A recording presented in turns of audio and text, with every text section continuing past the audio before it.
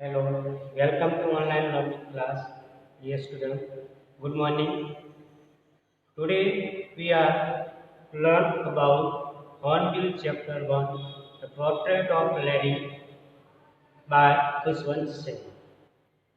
Last time we discussed about the summary and chapter. Now here we read the chapter and understand the meaning and understand the chapter.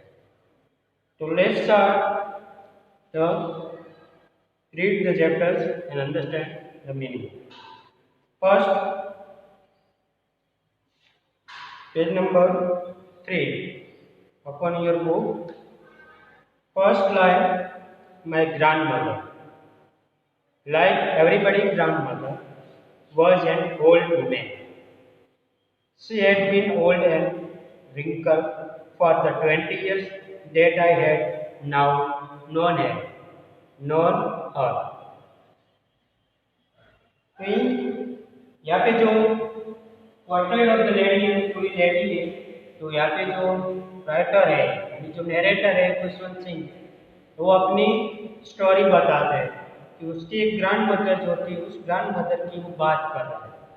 तो वो अपनी story बात करे कि every बड़ी has grand mother. तो यहाँ पे जो उसकी वो बात है कि उसका चेहरा कैसे, उसकी पर्सनालिटी कैसे, वो यहाँ पे पहले बताते हैं। तो रिंकल यानी जो ओल्ड वुमेन होते हैं, उसके चेहरे के ऊपर, उसके चीक के ऊपर क्या होता है, स्लाइड लाइन हो जाती है। स्लाइड लाइन होता है चीक। रिंकल यानी जो अपने चीक के ऊपर जो लाइन हो जाती है उसको रिंकल कहते हैं। तो वो लाइन की वो बात करता है। People said that she had once been young and pretty and had even had a husband. But that was hard to believe. My grandmother's portrait hung about the mantelpiece in the drawing room.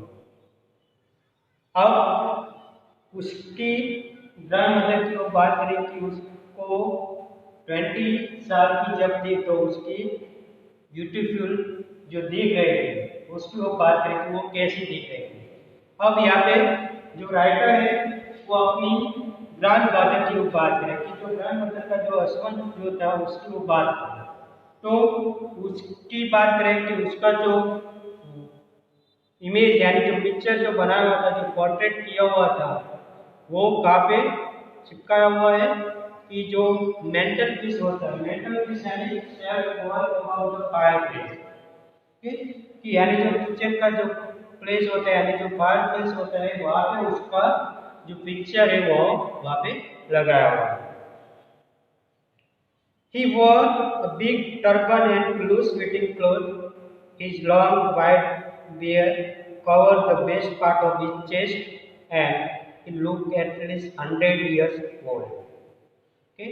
अब उसके grand mother की character के बारे में बता रहे हैं कि उसका पर्सनालिटी कैसे थी। तो वो कैसे दिख रहे थे, उसने एक लंबी टर्बन यानी जो पगड़ी थी वो पहनी हुई थी, और उसकी जो दाढ़ी थी वो बहुत ही लंबी थी, और उसके साथ वो कैसा दिख रहा था कि वो 100 ईयर ओल्ड पर्सन है वैसा दिख रहा था। He did not look the sort of person who would have wife or children. He looked as if he could only have lots and lots of grandchildren. वो कैसा दिख रहा है कि उसको बहुत ही बच्चे, यानी उसके बच्चे के बच्चे भी हो गए, lots of. As for my grandmother being young and pretty, और उसके सामने उसकी जो ग्रैंडमदर थी वो कैसी दिख रही थी, pretty and young. The thought was almost revolting. Okay, तो रिवोल्टिंग क्या मतलब होता है, यानी फियरफुल। रिवोल्टिंग यानी फियरफुल, यस फियरफुल। तो ये जो उसके मन में जो भी विचार आ रहे थे वो कैसा रहा था, एक उसको डर था, उसको फियर हो रहा था, फियरफुल लगता था। उसके मन में जो भी थॉट, जो भी बातें वो सोच रही थी, वो उसको कैसी लग रही थी, बहुत ही उसको फियर होता था। She often told us of the games they used to play as a child. और वो अपनी ग्रैंड मदर जो थी वो अपनी चाइल्ड जब चाइल्ड थी, यानी उसकी पहले की वो बात करें कि जब वो चाइल्ड थी तो वो कैसा गेम खेलती थी, तो उसकी वो बात भी बता दी। That seemed quite absurd and undignified on her part, and we treated it like the fables of the prophet she used to tell us. Okay? तो एब्सर्ड का मीनिंग क्या होता है कि कंप्लीटली इलॉजिकल, यानी कोई भी बात आपको समझ में नहीं आता, कोई लॉजिक ना हो, वैसी वो बात बताती कि वो जो गेम जो बताती थी कि कैसी गेम होती थी, वो गेम की वो बात करें कि कंप्लीटली वो कैसी होती थी, एब्सर्ड होती थी, कंप्लीटली इलॉजिकल बात है और अनडिग्निफाइड। ओके, तो अनडिग्निफाइड यानी अनरिस्पेक्टेबल, अनडिग्निफाइड यानी कोई बात उसको रिस्पेक्ट ना दे, वैसी बात। और फेबल यानी जो ओल्ड पर्सन जो होते हैं वो अपनी पुरानी बातें, यानी जो पुरानी स्टोरी होती है, वो फोक स्टोरी जो सुनाते हैं उसकी वो बात है। ओके, तो उस स्टोरी के अंदर क्या क्या आगे होगा, वो प्रॉफिट यानी किसी पर्सन की वो बात कर रहे हैं, यानी person divine the future.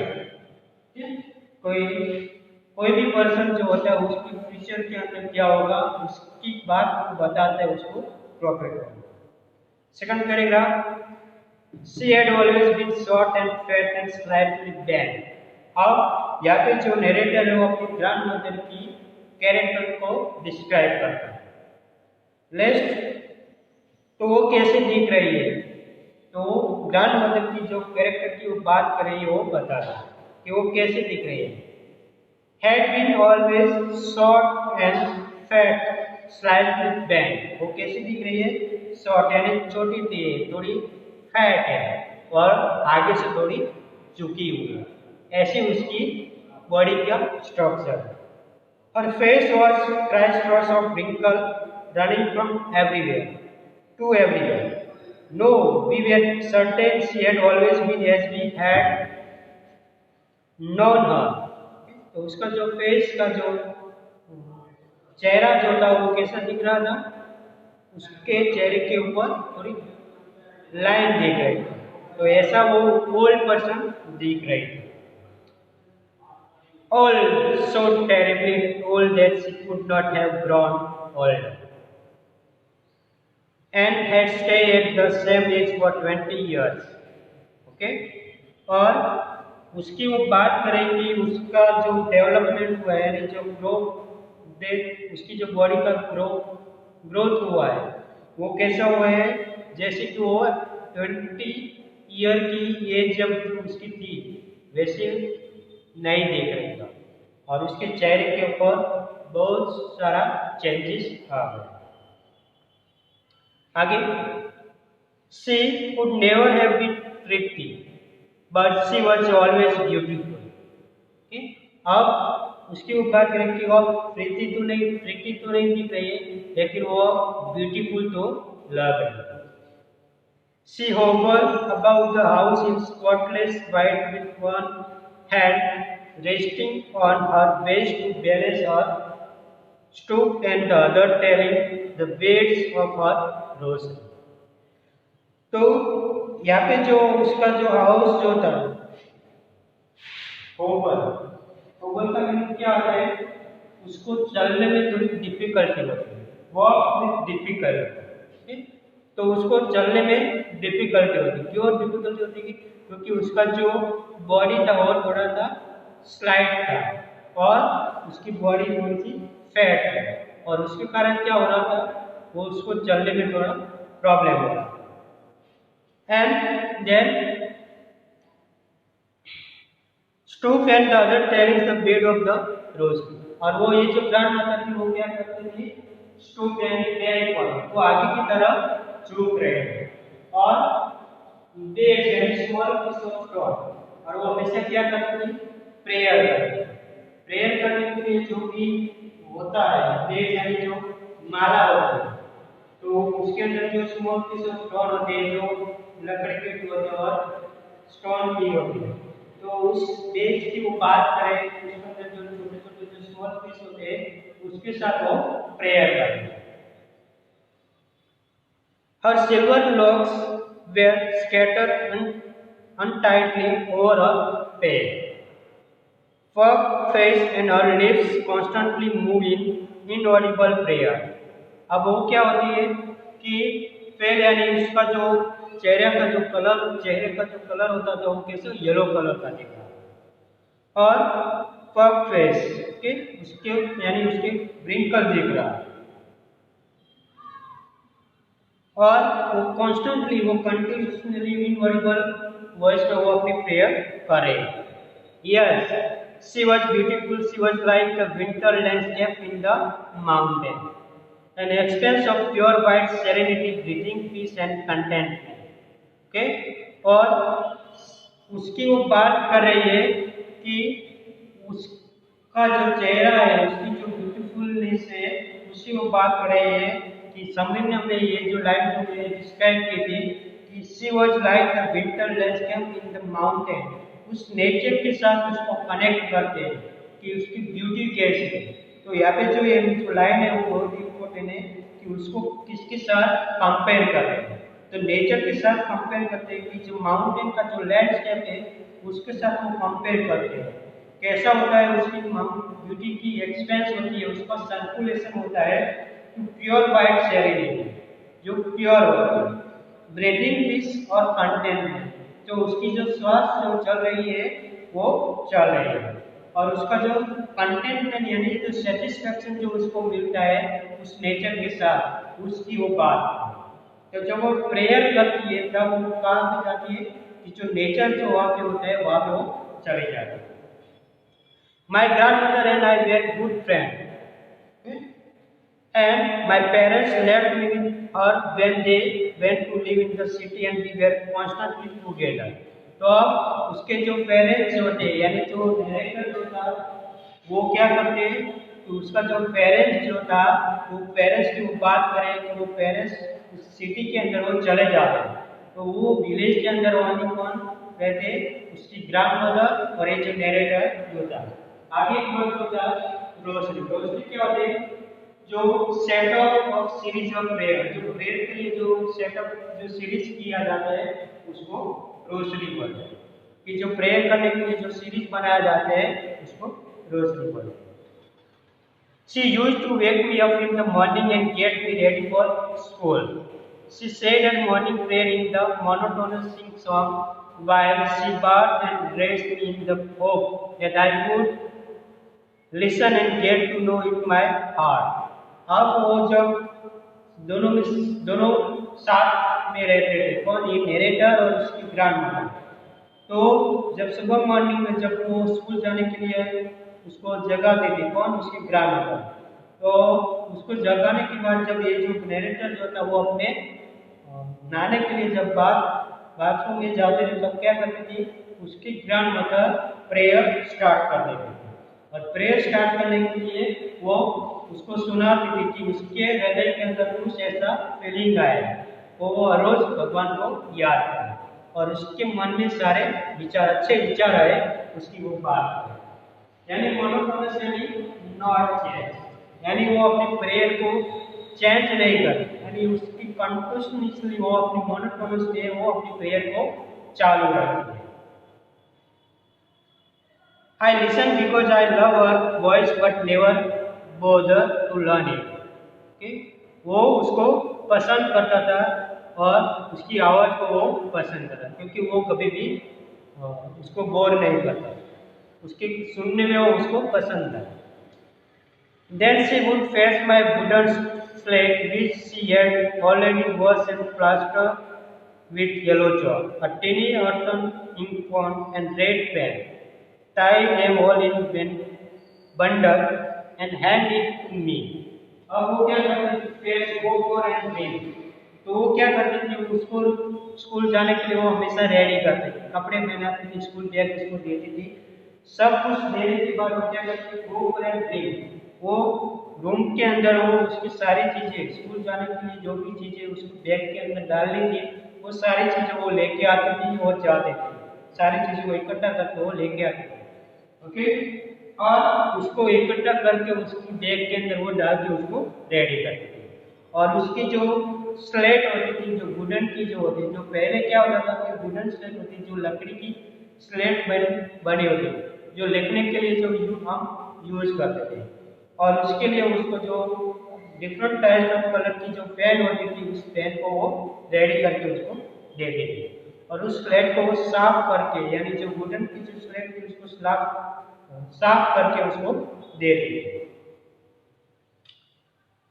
Then, after a breakfast of thick, stale chapati with a little butter and sugar spread on it, we went to school.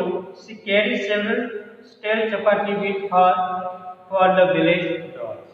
अब वो क्या करती थी, उसके साथ ब्रेकफास्ट करने के बाद वो क्या करती थी, उसके जो जो ब्रेड जो बचती थी उस ब्रेड को वो साथ में ले जाती थी। और स्कूल में जाते थे तब वो रास्ते में जितने भी डॉग्स आते थे और जितने भी एनिमल्स आते थे उसको वो खिलाते थे। और ये जो चपाती जो थी वो सारे डॉग्स को वो खिलाते थे। My grandmother always went to school with me because the school was attached to the temple. The priest taught us the alphabet and the morning prayer. और ये जो ग्रैंडमदर थी वो हमेशा मेरे साथ स्कूल आती थी। और उस स्कूल के साथ जुड़े, उसके साथ ही एक टेम्पल जो था, उस टेम्पल के अंदर ये जो मेरी ग्रैंडमदर थी वो प्रेयर करने के लिए आती थी, गॉड को प्रेयर करने के लिए आती थी। और उसके बाद क्या होता है, वो देखते हैं हम। While the children sat the rows on the either side of the veranda, singing the alphabet or the prayer of chorus. और उस स्कूल के अंदर जो वेरेंडा जो है, जो बैठने के लिए जो प्रेयर सब लोग बैठ के जो प्रेयर करते थे, उसी जगह पे वो देख रहे थे। और उस बच्चे जो वो कोरस के अंदर, कोरस यानी एक ग्रुप होता है, जो ग्रुप में वो सब एक्टिविटी करते हैं, प्रेयर करते हैं, डांस करते हैं, उसको कोरस बोला जाता है। तो उस कोरस के अंदर 3-4 बच्चे वो प्रेयर कर रहे हैं। My grandmother sat inside reading the scripture. When we had got finished, we would walk back together. और मेरी जो ग्रैंडमदर थी वो उस टेम्पल के अंदर उस स्क्रिप्चर यानी जो होली बुक होती है, यानी रिलीजियस बुक होती है, वो सारी बुक्स को वो लेके आती थी और उसको रीड करती थी। जब हमारा स्कूल का टाइम और जब वो रीड करने के बाद हम क्या करते हैं, वापस हम हमारे घर चले जाते हैं। This time the village dogs would meet us at the temple dog. They follow us to our home, growling and fighting with each other for the chapati we stole to them.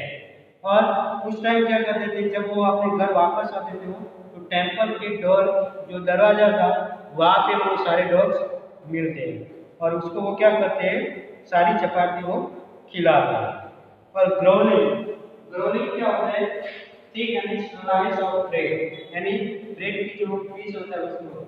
और gruelling का मतलब करता है कि ये जो सारे dogs जो होते थे जब उसको मिलते थे तो वो आवाज निकालते।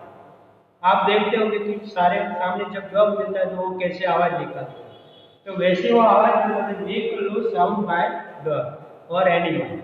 ब्रैकेट में मैंने लिखा कि एनिमल जो आवाज निकालते हैं उसको ग्रोलिंग बोलते हैं। तो ये जो सारी आवाज को निकालते हैं डॉग, वो उसकी वो बात करते हैं और उसको चपाती थ्रो करते हैं। लास्ट पैराग्राफ आज हम देखते हैं इसका। When my parents were comfortably settled in the city, they sent for us. That was turning point in our friendship. Although we shared the same room, my grandmother no longer came to school with me.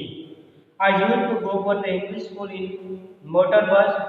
There were no logs in the street and she took to feeding sparrow in the courtyard of our city. अब क्या होता है कि जो parents होते हैं वो comfortably settle हो जाते हैं सिटी के अंदर और वही सिटी लाइफ का एक टर्निंग पॉइंट होता है अपनी फ्रेंडशिप का। किसकी फ्रेंडशिप? अपनी ग्रैंडमदर और जो नरेटर जो था उसकी फ्रेंडशिप का, यानी उसका टर्निंग पॉइंट होता है। क्यों टर्निंग पॉइंट होता है? क्योंकि वो दोनों साथ में रहते हैं और साथ में रहने की उसकी जो फीलिंग है, उसका जो रिलेशन जो बनता है वो यहाँ पे रहता है। और उसकी ग्रैंड मदर वो स्कूल जाने के लिए उसको रेडी करती है। अब ये जो नरेटर जो था वो क्या करते हैं, वो बाय बस वो अपने स्कूल के जाने के लिए वो रेडी होते हैं। तो नरेटर क्या बताते हैं कि अब मुझे बस में जाने से क्या होता है कि जो रास्ते में जितने भी डॉग्स जितने भी लोग मिलते थे वो अब मुझे नहीं मिलते। ठीक, तो उसी वो बात करते हैं। और there were no dogs in the streets and she took to feeding sparrow in the courtyard of our city house. तो हमारा जो सिटी हाउस जो होता है उसके अंदर क्या होता है, वहाँ पे कोई भी कोर्ट यानी कुछ जगह नहीं होती जो बर्ड्स को खाने के लिए जो हम उसको खिलाने के लिए जो हम वहाँ पे रखते हैं। तो वैसी जगह वहाँ पे नहीं मिलती है, जो विलेज होता है वहाँ पे वो ऐसी जगह मिलती है। तो वो उसकी बात करें। तो डियर स्टूडेंट, यहाँ पे हम स्टॉप करते हैं इस चैप्टर का, और आगे का जो चैप्टर है वो हम नेक्स्ट वीडियो में देखेंगे। Thank you for watching, bye.